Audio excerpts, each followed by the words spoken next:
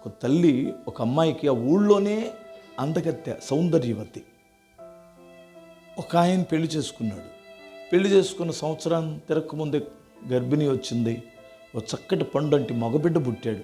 Super అందగత్తె ఆమె. ఆమె ఎలా ఉందో అలాంటి కొడుకు పుట్టాడు. తెల్లగా పట్టుకుంటే మాసిపోయేటట్లు. ఆమె కర్మదెల్లారి ప్రమాదంలో తన భర్త చనిపోయాడు. ఏం చేయాలో అర్థం కావట్లేదు. బిడ్డేమో పండంటి బిడ్డ. ఇప్పుడు ఏరేవాడిని చేసుకోమని అందరూ ప్రేరేపిస్తారు. ఏమనుకుంటుందంటే ఏరేవాడిని పెళ్లి చేసుకుంటే నాకు భర్త సాయంత్రానికి వచ్చేస్తాడు భర్త, అంతే కదా. మరి కొడుకు తండ్రి ఎక్కడి నుంచి వస్తాడు? నా కొడుకును తక్కువగా చూస్తే నేను తట్టుకోలేను అని ఆమె పెళ్లి చేసుకోవాలా. కూలి నాలో చేసుకుని బ్రతుకుతుంది. ఆమె చిన్న పూరింట్లో ఉండేది. ఆ పూరింటికి అగ్గిని పడి తగలబడిపోతుంది. ఆమె పరిగెత్తుకుంటూ వచ్చరికి ఇల్లంతా తగలబడిపోతుంది. ఏం చేయాలో అర్థం కాలేదు. ఊరోళ్ళందరినీ వచ్చి ఆర్పడానికి ప్రయత్నం చేశారు, కానీ అప్పుడే దగాదూలుగా మండిపోతుంది. సరే, ఎవరిని రక్షించమన్నా ఎవడు ప్రాణాలు దిగిచ్చి వెళ్తాడు? మంట ఎక్కువైపోయింది. ఎవరు వెళ్ళటల్లా. చస్తే నా కొడుకుతో పాటు నేను కూడా చచ్చిపోతాను, బ్రతికితే ఇద్దరం బ్రతుకుతాం అనుకొని ఇలా గోసి పెట్టేసుకొని ప్రాణాలకు తెగించి లోపలికి వెళ్ళింది. వెళ్ళేసరికి ఆ ఉయ్యాట్లో వేలాడుతున్న బిడ్డని అలా బట్టల్లో మడత పెట్టేసి వచ్చేటప్పుడు ఆ దూలం ఇరిగి ఆ మంట అంతా తల ముఖం మీద పడిపోయింది. ముఖం అంతా కాలిపోయింది. మొబ్బులు వచ్చేసి బయటకు వచ్చి పడిపోయింది స్పృహ తప్పి. వీళ్ళందరూ హాస్పిటల్లో జాయిన్ చేశారు.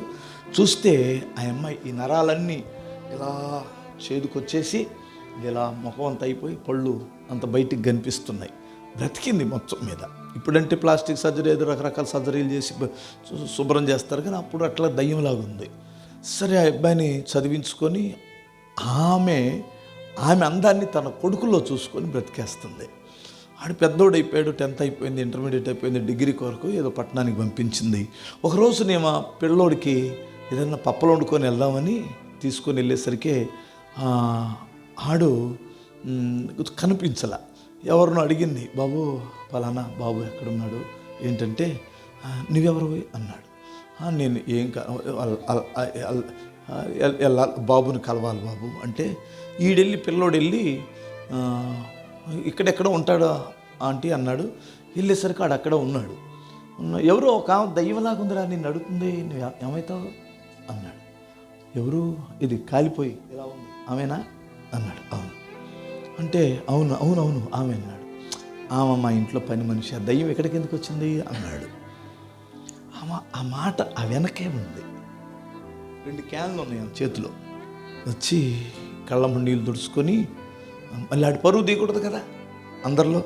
ఒక్క నిమిషం ఆగి, బాబు మరి ఈ పండగని మీ అమ్మగారు పంపించారు నాన్న, ఒకసారి అమ్మ నిన్ను సెలవు వచ్చినప్పుడు ఒక్కసారి ఇంటికి రమ్మన్నారు, రాగలవు కదా అని అడిగింది. పని మనిషిలాగే. వాడికి ఏం అర్థం కాలేదు. సరే వస్తానన్నాడు. వెళ్ళిపోయాడు. వెళ్ళిపోయిన తర్వాత వాడు వచ్చాడు. వచ్చిన తర్వాత అప్పుడు చెప్పింది స్టోరీ. నాన్న, అసలు నీ అందం ఎవరిదో తెలుసా? నాదే. నేను అందాన్ని కోల్పోవడానికి కారణం ఏంటో తెలుసా? నీ ప్రాణాన్ని కాపాడడానికి. ఆ రోజుల్లో నన్ను చేసుకోవడానికి ఊళ్ళో చాలామంది పోటీ పడ్డారు, కానీ నేను నీ కోసమే ఉన్నాను. నా జీవితాన్ని త్యాగం చేసుకున్నాను.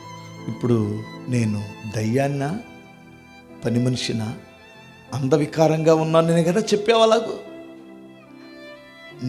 నీ ముఖం అద్దంలో చూసుకుంటే నువ్వెంత అందంగా ఉన్నావో ఆ అందం నాదే అని చెప్పిందట. అప్పుడు ఆ బిడ్డ వెంటనే కాళ్ళ మీద పడి క్షమాపణ అడిగాడు, నాకు తెలియక చెప్పానమ్మా అని. అలాగే యేసు ప్రభు వారు ఎందుకంత రిక్తుడుగా మారిపోయాడు, అందహీనుడిగా మారిపోయాడు అంటే నేనే కారణం. ఆయన చూపిన ప్రేమే శిలువ త్యాగానికి అప్పగించుకున్నాడు. ఆయన తక్కువగా చూడకండి. ఆయన నమ్ముకున్నందుకు కులం తక్కువ వాళ్ళం అయిపోతామని ఫీల్ అవ్వకండి. నేను యేసు ప్రభుని నమ్ముకున్నందుకు అతిశయిస్తున్నాను. హల్లెలూయా. ఆయన నిద్దెప్పినోడా? పరిశుద్ధుడు కాదా? ఆయనలో ఏ లోపం చూపించగలం? ఆ దేవుణ్ణి నమ్ముకున్న మనం అతిశయించండి. ఆయన నిన్ను పేరు పెట్టి పిలిచాడు, నీకు అభయం ఇచ్చాడు, భయపడవద్దని. కోల్పోయినవన్నీ ఇస్తానని మాటిచ్చాడు, ఇస్తాడు. ఆయనతో యుగయుగాలు బ్రతికే కృపనిస్తాడు.